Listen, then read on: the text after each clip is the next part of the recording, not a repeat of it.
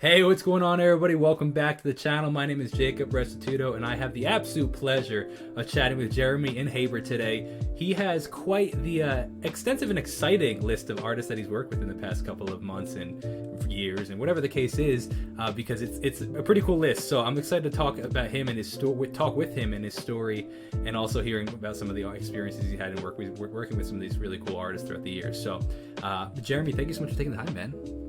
Yeah. Thank you. Appreciate it. Oh, you froze for a sec, but you're good. I think you might be good. Hopefully the Wi-Fi holds up. Did I come back? Yeah, you're good. Cool. You're good, man. So, thank you for taking the time, man. So, for the people that aren't super familiar with you, can you kind of give a little bit of a backstory, your comic book story of how you got to where you are today? Yeah, I'm a mixer based out of Los Angeles, and I originally grew up on the East Coast. And I've always played in bands and played in orchestras and played in jazz groups. So I was a musician for a really long time, and I ended up going to school to study audio engineering. I had originally applied as a civil engineer. I was going to build bridges and take a safer route. But last minute, I auditioned for their music program on a whim, and I made it in. And so I decided that maybe this is something I could do and make money doing. And it seems like a lot more fun than taking calculus and taking math classes and such. So I ended up getting a degree in audio engineering. And the day after graduation, I moved out to Los Angeles. Wow. Because I wanted to work on the biggest and best records, and some of the biggest studios in the country are out here. So I ended up getting a job at Larabee Studios a couple months after I made it out. Wow. And I kind of worked my way up the ladder there and ended up joining Manny Marroquin's team. And that's how I ended up working with, Post Malone, Ed Sheeran, Vampire Weekend, and just a ton of bands that I had grown up listening to, and being put into these situations where I was contributing on those records. That's wild, man. It's also pretty wild, and maybe we can kind of talk about this for a sec, is how did you get connected with Larabee so quickly? It was a really weird connection. When I was graduating college, that last semester, I was looking to get an internship, and that was part of the graduation requirements, was to get an internship after your senior year. And so I kind of had a connection out here in LA, and that's where I knew I wanted to be, but it fell through. And so last minute, again, it was like 2 months before graduation, I was asking all of my professors, hey, do you know anybody out there? Literally anybody. I want to be out there and working. And this professor that I had just met that last semester, Dan Walzer, great dude, he connected me with a drummer, Jake Reed, who's one of the best session drummers in LA right now.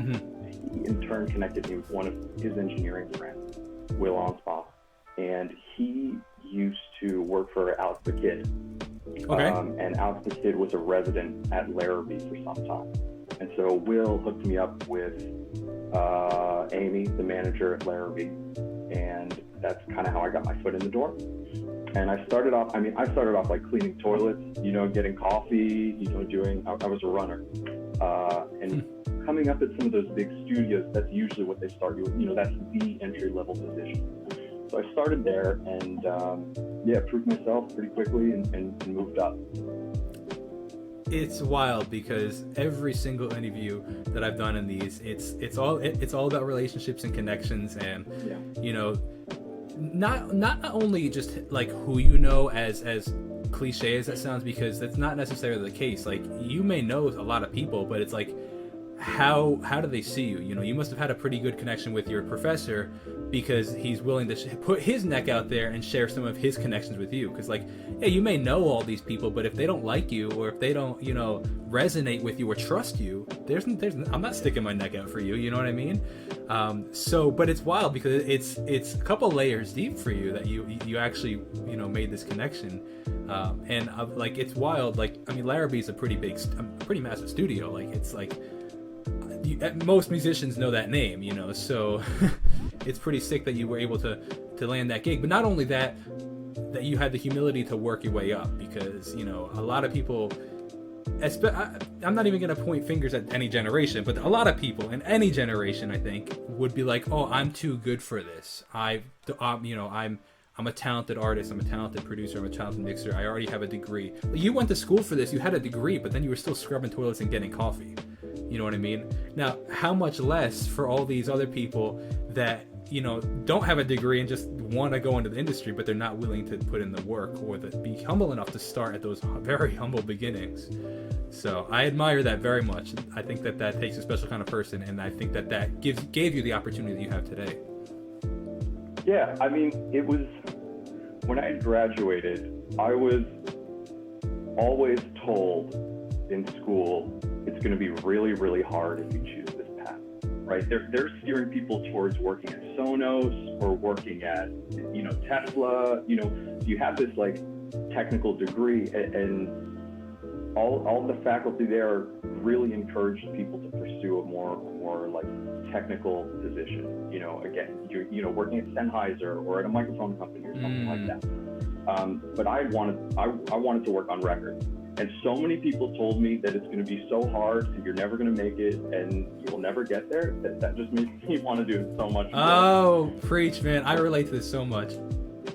And so I reached this point where I was like, man, I don't care what it takes. I'll clean toilets for 3 years. I don't give a shit. If I can work, I'm sorry, I don't know if I can work. No, just be you, man. I don't want you to have to overthink anything, so just be you.